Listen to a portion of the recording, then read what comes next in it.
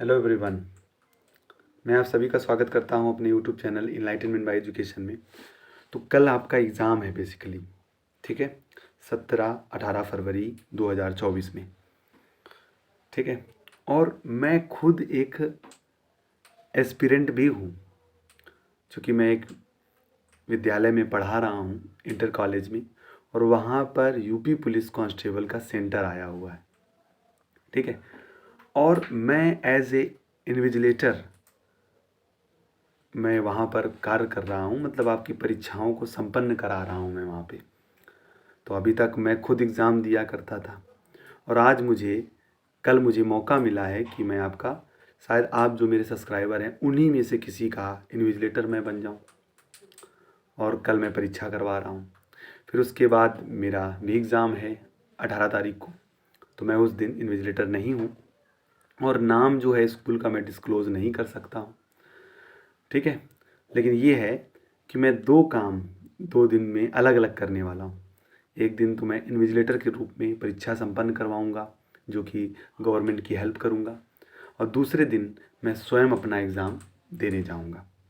कानपुर में ही मेरा एग्ज़ाम है, और चूँकि एग्ज़ाम है तो मोटिवेशन मुझे भी चाहिए, और मुझे तो मोटिवेशन स्वयं से मिल जाता है। और जो मुझे मोटिवेशन मिला वो मोटिवेशन कि आपका एग्ज़ाम अच्छा संपन्न हो, आप अच्छे से एग्ज़ाम दें, इसलिए ये वीडियो आपके लिए है, और मेरे लिए भी ये वीडियो है। एक्चुअली होता क्या है, हम सभी डरे हुए हैं। एग्ज़ाम है हमारा कल से, हम सभी भयभीत हैं, यार एग्ज़ाम सही होगा कि नहीं होगा, हम अच्छा परफॉर्मेंस कर पाएंगे या नहीं कर पाएंगे, जो हमारे सपने हैं, जो हमारे माता पिता के सपने हैं, वो पूरे होंगे या नहीं होंगे, ये मन में कहीं ना कहीं डर, भय आपके अंदर परमानेंट व्याप्त है, और आप सो नहीं पाओगे आज जिसका एग्ज़ाम है, ठीक है। तो कोई दिक्कत वाली बात नहीं है, ठीक है, कोई दिक्कत वाली बात नहीं है। यदि आप ऐसा सोच रहे हो तो ये नेचुरल चीज़ है, ये बड़ा स्वाभाविक सी बात है। कोई भी एग्ज़ाम देने जाता है, और जब उस एग्ज़ाम, कोई भी चीज़ हो जीवन में याद रखना, हर चीज़ पहली बार होती है।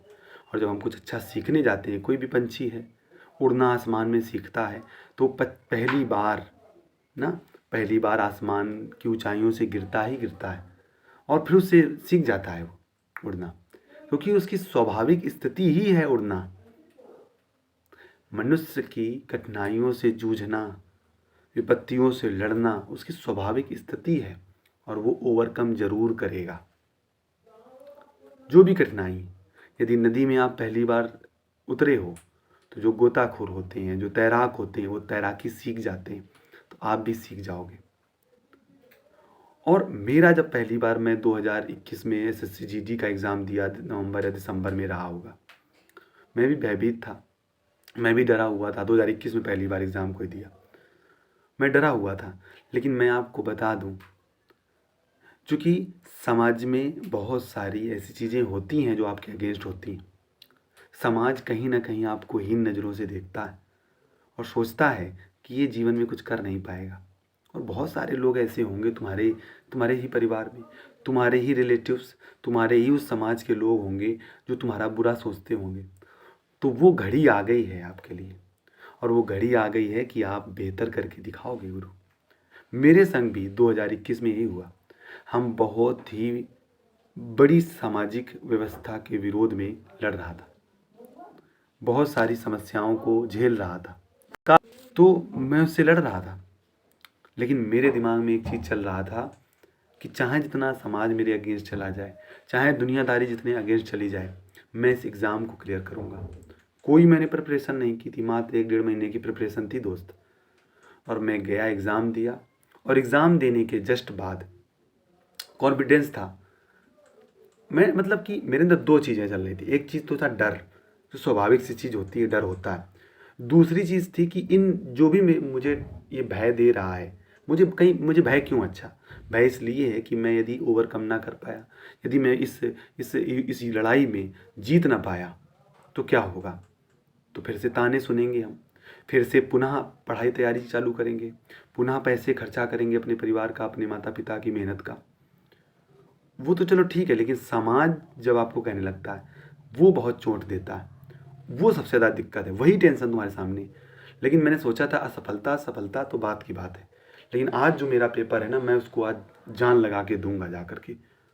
और यही 1-2 घंटे मुझे मिले हैं, और इन 1-2 घंटे में जितना भी मेरा निचोड़ है, मैंने जितना भी अपने जीवन में सीखा है, इसका सदुपयोग करूँगा।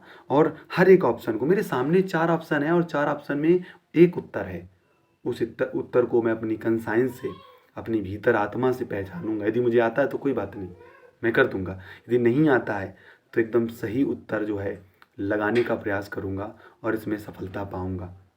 और मैंने एग्ज़ाम दिया 2021 में SSC GT का, और आप विश्वास नहीं करोगे, मेरे 86 क्वेश्चन सही थे। मैंने 98 अटैम्प्ट किए थे और मेरे 86 ऑलमोस्ट सही थे क्वेश्चन। और आप विश्वास मानो, मैंने बगल में जो मेरे लड़का बैठा था, मैंने उससे कहा था ये रोल नंबर ले लो और जाना, जिस दिन रिजल्ट आए उस दिन चेक करना जा कर के, मेरा नाम वहाँ पे तुम पाओगे। इतना कॉन्फिडेंस था मुझ में। और यदि मैं आपके तरीके डरता रहता, उस भय को साथ में लिए चलता रहता, तो मैं एग्ज़ाम ना दे पाता। मैं सोचता कि अरे यार तैयारी ही नहीं है मेरी, मैंने अच्छे से पढ़ाई नहीं की है, तो मैं क्या एग्ज़ाम दूंगा जा कर के, क्या मेहनत करूं।